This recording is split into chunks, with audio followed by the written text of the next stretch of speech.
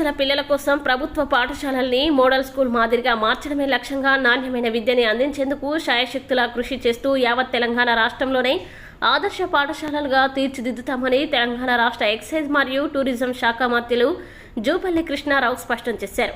మొదటగా తన సొంత గ్రామమైన పెద్దదగడ తాను చదువుకున్న పెద్దమార్ మరియు కొండూరు, సింగోటం గ్రామాల ప్రభుత్వ పాఠశాలల్ని అన్ని విధాలుగా మౌలిక సదుపాయాల్ని కల్పించి మోడల్ స్కూల్ మాదిరిగా తీర్చిదిద్దేందుకు శ్రీకారం చుట్టారు.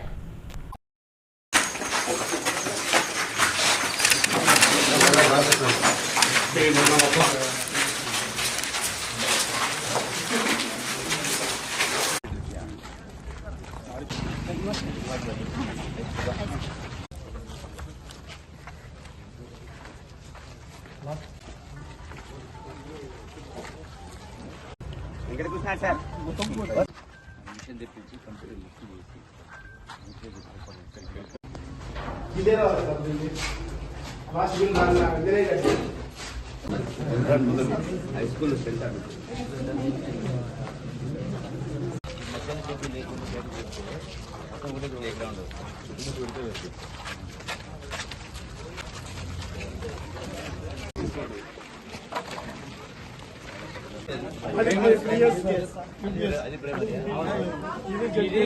ఇప్పుడు మనం ఆ ప్లేస్ తీసుకోవాలి సార్. ఆ ప్లేస్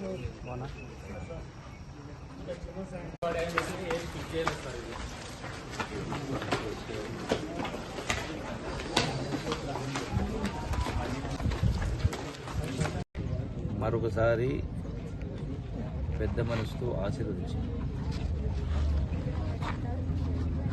ఈ వచ్చే 5 సంవత్సరాల్లో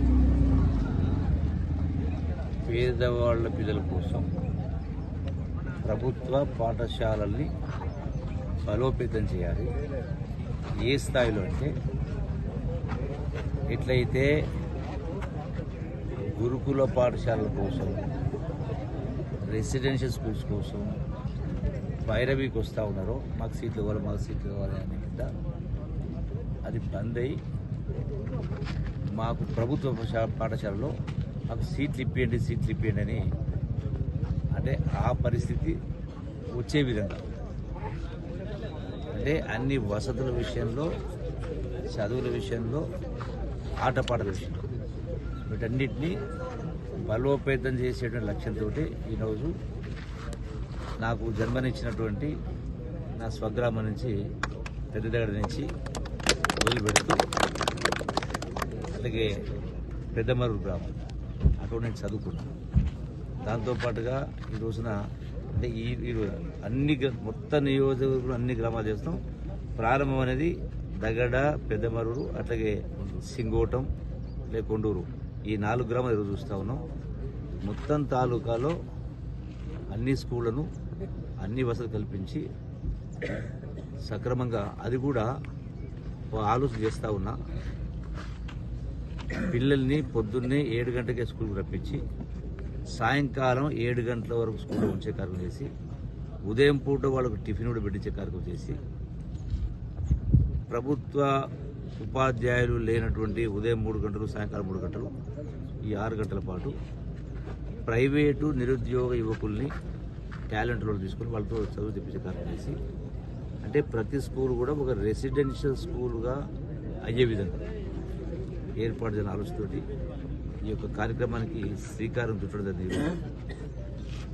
ఆదివారం అయినా కూడా ఇక్కడ రావడం జరిగింది, శ్రీకారం చుట్టడం. దీంతో పాటుగా పిల్లలకు ఎలాంటి ఇబ్బంది లేకుండా టాయిలెట్స్, బాత్రూమ్లు, నీళ్లు, ఫ్యాన్లు, దోమలు రాకుండా అంటే లైట్లు కావచ్చు, మస్కిటో మెష్ కావచ్చు, ఇవన్నీ కూడా తయారు చేయించి ఒక అద్భుతమైనటువంటి పాఠశాలకు తీర్చిదిద్దేటువంటి ఆలోచిస్తాం. ఎందుకంటే ప్రజలకు కాయకష్టం చేసి కూలీనాలు చేసుకుని సంపాదించుకుంటే వాళ్ళ డబ్బంతా కూడా ఈ చదువుల పేరు మీద లక్షల రూపాయలు ఖర్చు పెట్టడం, అట్లాగే ఆరోగ్యాల పేరు మీద లక్షల రూపాయలు ఖర్చు పెట్టడం, అట్లాగే సమాజంలో